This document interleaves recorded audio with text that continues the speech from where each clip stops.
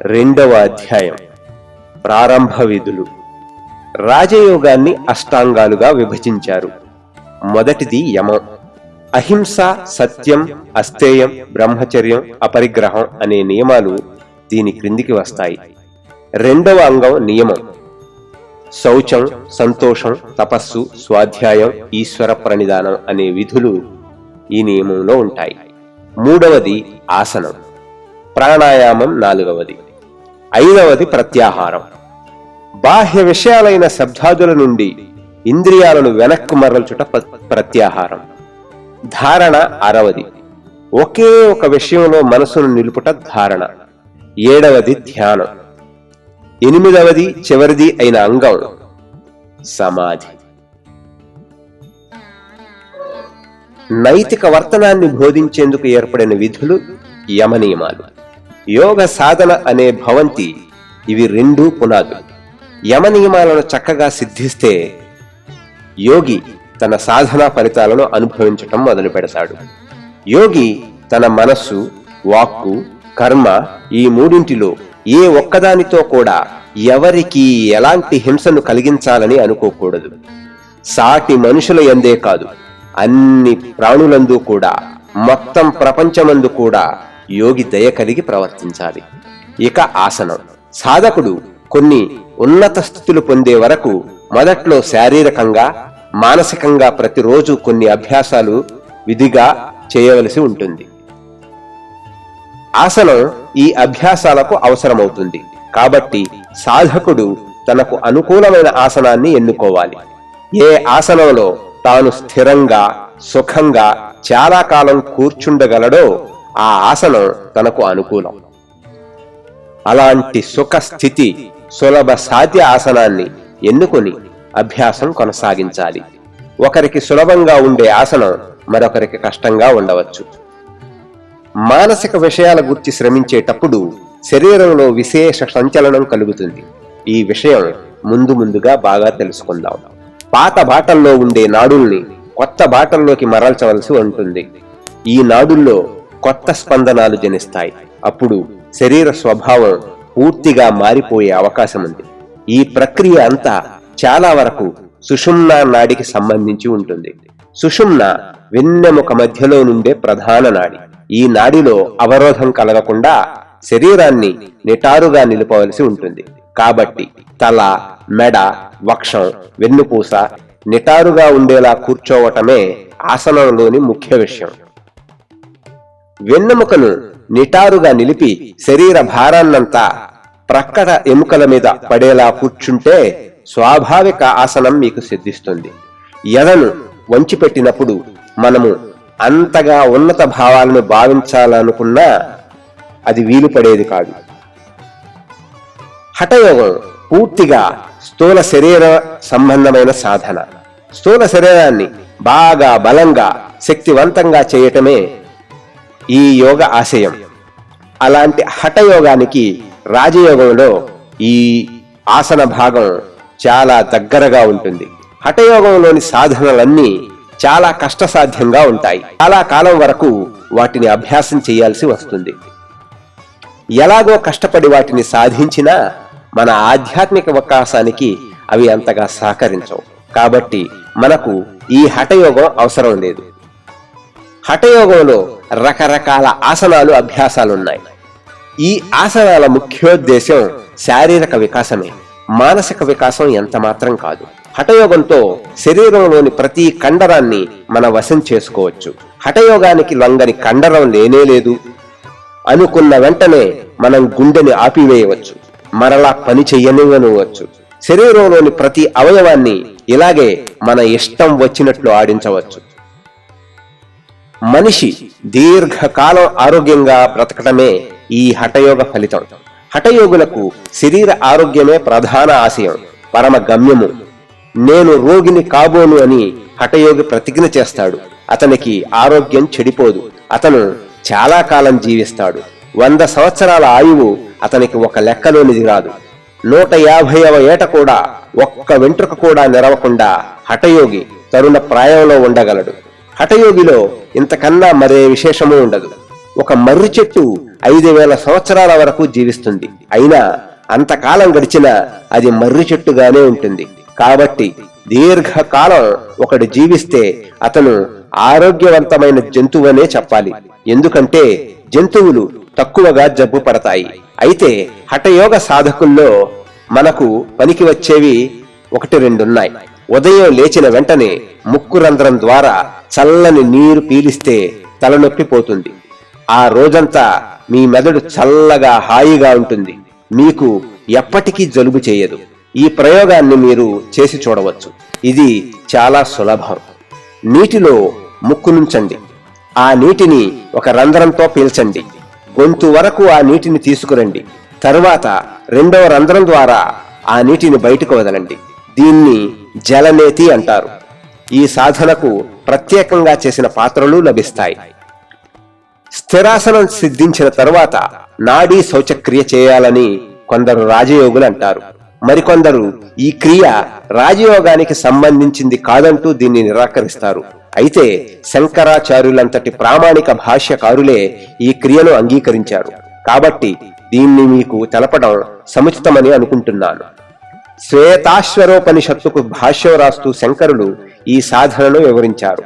ప్రాణాయామంతో మనసు నిర్మలం కావడంతో అది బ్రహ్మణలో నిలుస్తుంది. కాబట్టి ప్రాణాయామం తప్పనిసరి. ముందుగా నాడీ శుద్ధి చేయాలి. ఆ తర్వాతే ప్రాణాయామం చేసే సామర్థ్యం లభిస్తుంది. మొదట కుడి ముక్కును బొటనవేలుతో మూయాలి.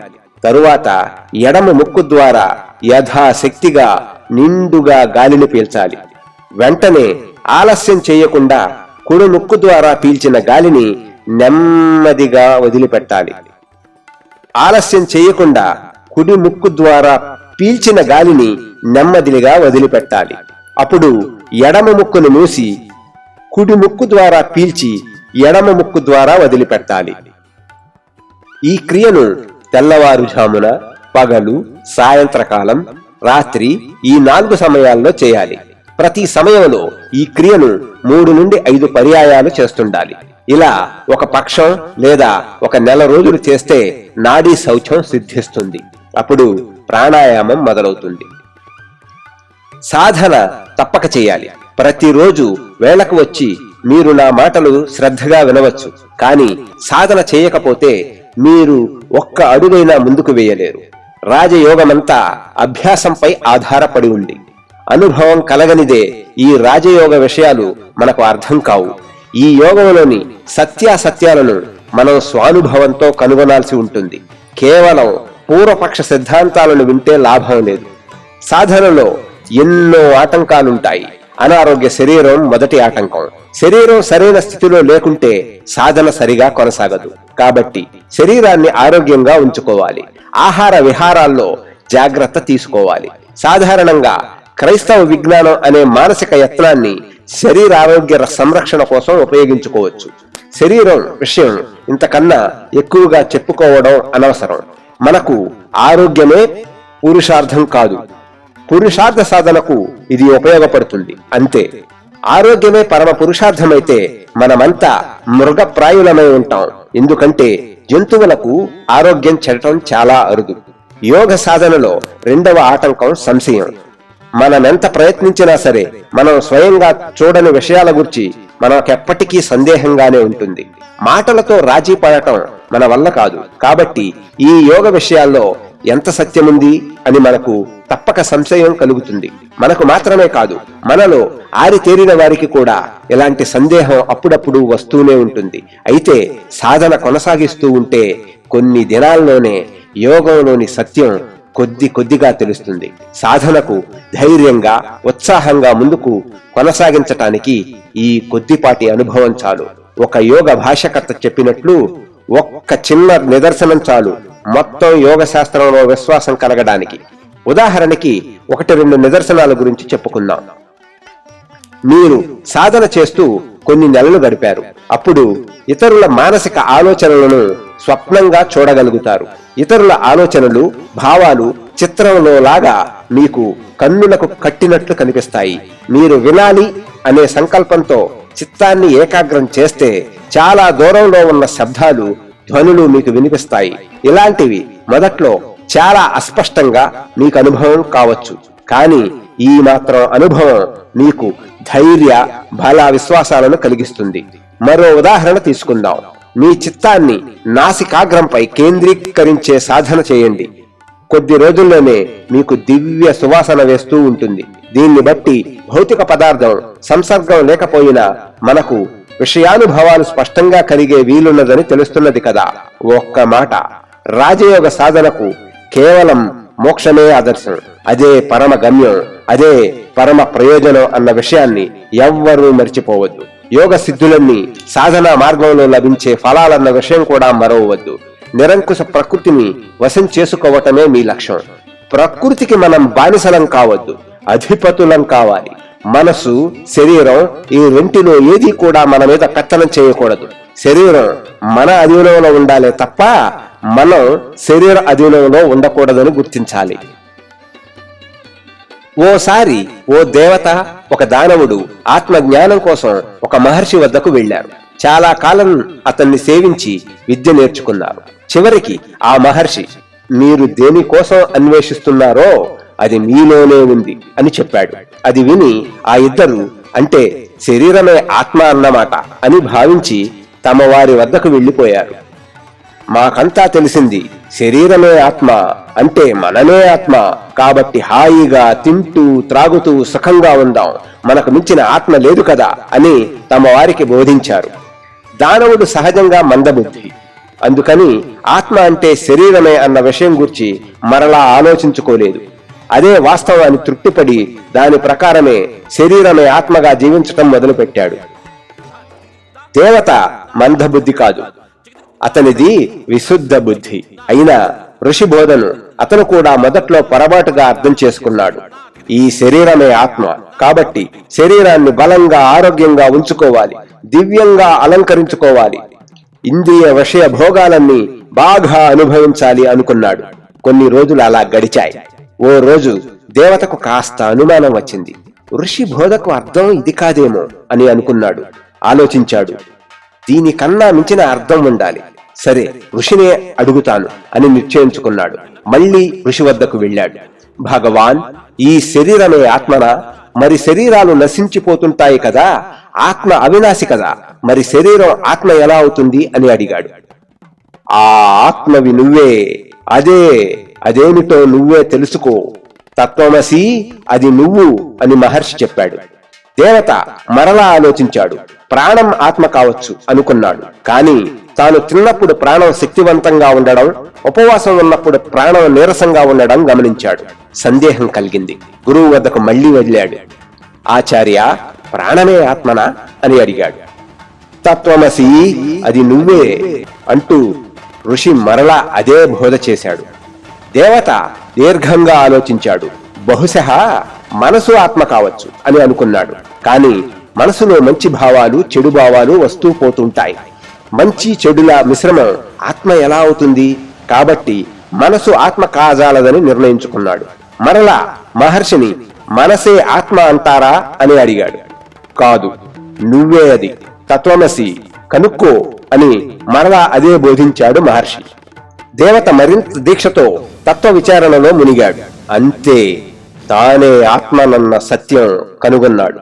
అవాక్ మానస గోచరం, అద్వితీయం, జనన మరణ రహితం, కత్తులు, అగ్ని, వాయువు, జలం దేనితో కూడా ఎట్టి వికారానికి లోను కానిది, ఆద్యంత రహితం, అచలం, అస్పృశ్యం, సర్వజ్ఞం, సర్వశక్తివంతం అయిన ఆత్మ తానేనని తెలుసుకున్నాడు. తాను మనసుకు, శరీరానికి, అన్నింటికీ అతీతుడనన్న నిజం గ్రహించాడు. దానితో ఆ దేవతకు అవధులు లేని ఆనందం కలిగింది. అయితే పాపం ఆ దానవుడు మాత్రం శరీరంపై ఉన్న వ్యామోహం వల్ల ఆత్మానందం లభించనే లేదు. దానవ స్వభావం కలవారు ఈ లోకంలో చాలా మందే ఉన్నారు. అయితే దైవ స్వభావం కలవారు కూడా ఉంటారు సుమా. ఇంద్రియ భోగాలను అనుభవించే శక్తిని పెంచుకునేందుకు ఎవరైనా ఏదైనా శాస్త్రం బోధించటానికి పూనుకుంటాడనుకుందాం. అప్పుడు ఆ శాస్త్రాన్ని గ్రహించటానికి కోట్లాది మంది సంసిద్ధమవుతారు. పోతే పరమ పురుషార్థాన్ని సాధించే మార్గం చెప్పటానికి ఎవరైనా ప్రయత్నిస్తే మాత్రం పట్టుమని 10 మంది కూడా అతని మాటలు వినరు. పరమార్థాన్ని గ్రహించే సమర్థులు చాలా చాలా అరుదుగా ఉంటారు. అంతేకాదు దానికోసం శ్రద్ధ కలవారు ఇంకా తక్కువగా ఉంటారు. అయితే ఈ లోకంలో 100 ఏండ్లు బ్రతికినా 1000 ఏండ్లు బ్రతికినా ఒక్కటే అన్న సత్యం తెలుసుకున్న వారు కూడా ఉన్నారు. శరీరాన్ని స్థిరంగా ఉంచే శక్తులు వియోగం చెందితే శరీరం క్షయించిపోక తప్పదు. మార్పుకు లోను కాకుండా శరీరాన్ని క్షణకాలం కూడా ఉంచగలిగేవాడు ఇంతవరకు పుట్టలేదు. శరీరం అంటే మార్పుకు లోను కావటమే అని అర్థం. శీర్యతే శిథిలం కావటమే శరీరం. నదిలో నీరు నీ ఎదుట క్షణక్షణం మారుతూ ఉన్నా అదే రూపంలో కొత్త నీరు కూడా వస్తూ ఉంటుంది. ఈ శరీర స్థితి కూడా అంతే. అయినా సరే శరీరాన్ని మనం చక్కగా సంరక్షించుకోవాలి. ఎందుకంటే పరమార్థాన్ని పొందేందుకు మనకున్న మంచి సాధనం ఈ శరీరమే. ఈ లోకంలో అన్నింటికన్నా ఉత్తమ శరీరం ఈ మానవ శరీరమే. మనిషే ఉత్తమోత్తమ జీవి. జంతువులన్నింటికన్నా దేవతలన్నింటికన్నా మనిషే గొప్ప. దేవతలు కూడా మనుషులుగా పుట్టే ముక్తి పొందవలసి ఉంటుంది. మనిషికే ముక్తి సాధ్యం. దేవతలకు కూడా ముక్తి పొందటం సాధ్యం కాదు. యూదులు ముస్లింలు కూడా ఇదే అభిప్రాయాన్ని వ్యక్తం చేస్తారు. దేవుడు దేవతలను ఇతర ప్రాణులన్నింటినీ సృష్టించి చివరగా మనిషిని సృష్టించాడు. దేవతలనందరినీ వచ్చి మనిషికి నమస్కరించమని ఆదేశించాడు. అందరూ అలాగే చేశారు. కానీ ఇబ్లిస్ అనే దేవత మాత్రం అలా చేయడానికి ఒప్పుకోలేదు. దానితో దేవుడు ఆ దేవతను శపించాడు. వెంటనే ఇబ్లిస్ సైతానుగా మారిపోయాడు. మనిషి జన్మ ఎంతో ఉత్తమం అని చెప్పటమే ఈ కథ ఉద్దేశం. సృష్టిలో పశువులు అధమస్థితిలో ఉంటాయి. అవన్నీ తమస్సుతో మాంద్యంతో నిండి ఉంటాయి. జంతువులకు ఉన్నత భావాలు కలిగే అవకాశం లేదు. దేవతలకు కూడా మానవ జన్మలో తప్ప ముక్తి లభించదు. మానవుల విషయంలో కూడా గొప్ప ఐశ్వర్యం, పరమ దారిద్ర్యం ఈ రెండూ ఉన్నవారు ముక్తి పొందలేరు. మధ్య తరగతి నుండే మహాత్ములు వస్తూ ఉంటారు. మధ్య తరగతి వారిలోనే కలిమిలేములు, శక్తియుక్తులు సమపాళ్లలో ఉంటాయి. సరే, మన విషయానికి వద్దాం. ప్రాణాయామానికి చిత్త ఏకాగ్రతకు సంబంధం ఏమిటి? శరీరం యంత్రం అయితే శ్వాస దానికి ఆధార చక్రం. పెద్ద పెద్ద యంత్రాలు మీరు చూసే ఉంటారు. వాటిలో ముందుగా ఆధార చక్రం తిరుగుతుంది. ఈ కదలిక క్రమంగా చిన్న చిన్న చక్రాలను కూడా తిప్పుతుంది. దానితో సున్నిత యంత్ర భాగాలన్నీ పనిచేయడం ప్రారంభిస్తాయి. అలాగే మన శరీరంలోని ప్రతి అవయవాన్ని కదిలించి పనిచేయించే శ్వాస ఈ మూలాధార చక్రం లాంటిది. ఒక రాజుకు తన మంత్రిపై ఎందుకో కోపం కలిగింది.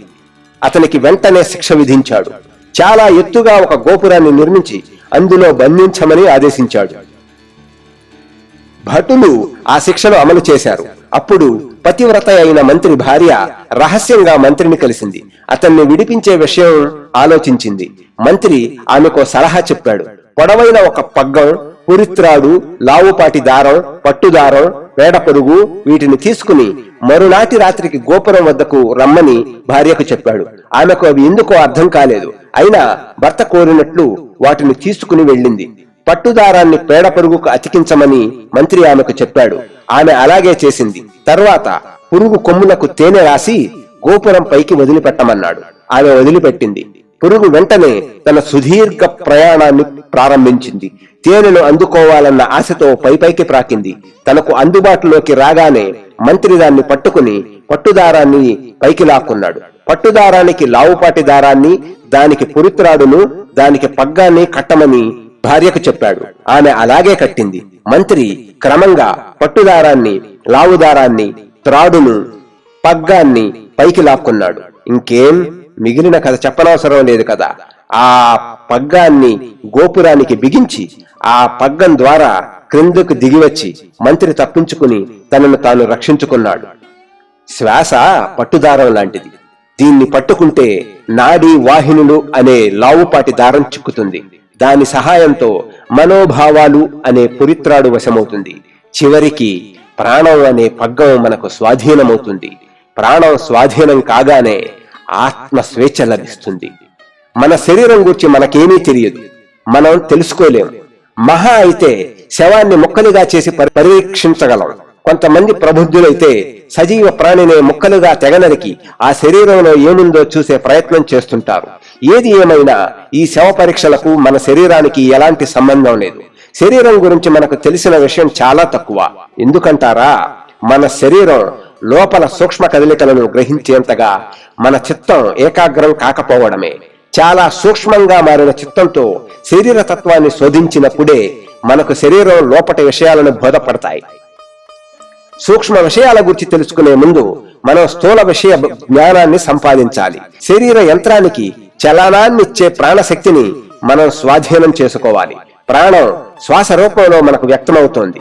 ఈ శ్వాసతో శరీరాంతర్భాగంలోని మనం వెళ్లి శరీరమంతా వ్యాపించి ఉన్న నాడీ వాహినులనే సూక్ష్మ శక్తుల స్థితిగతులను గ్రహించగలుగుతాం.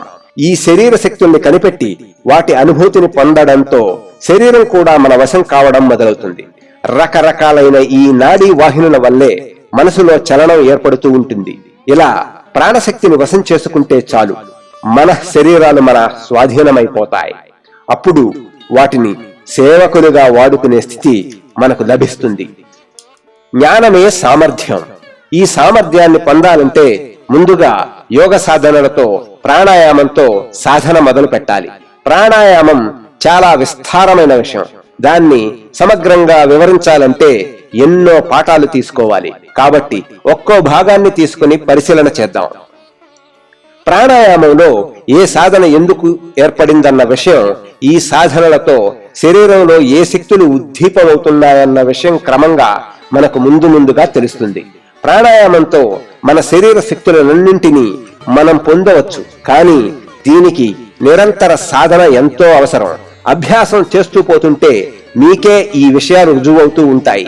నేనెంత సహేతుకంగా నిరూపించి చెప్పినా కూడా మీ అంతట మీకు ధృవపరచుకుంటే తప్ప ఈ విషయాలు మీకు రూఢి కావు.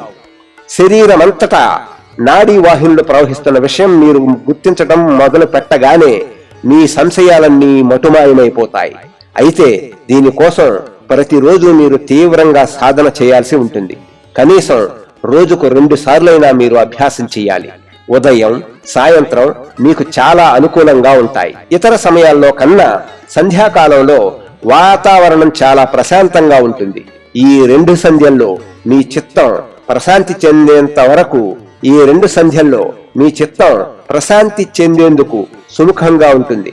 ఇలాంటి సహజ ప్రశాంత స్థితిలో మనం సాధన కొనసాగించడం వల్ల సాధన చేసిన తర్వాతే భోజనం అన్న నియమం పెట్టుకోండి.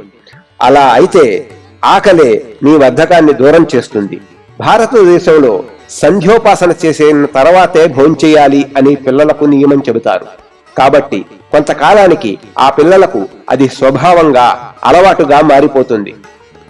స్నానం చేసి ఉపాసన చేసిన తర్వాతే ఆ పిల్లలకు ఆకలి వేస్తుంది. మీకు వీలైతే ఈ సాధన కోసం ఒక ప్రత్యేక గదిని ఏర్పాటు చేసుకోవడం మంచిది. ఆ గదిలో నిద్రపోవద్దు, దాన్ని పవిత్రంగా ఉంచాలి. స్నానం చేసిన తర్వాతే శరీరాన్ని, మనసును శుచి చేసుకున్న తర్వాతనే ఆ గదిలోకి వెళ్ళాలి.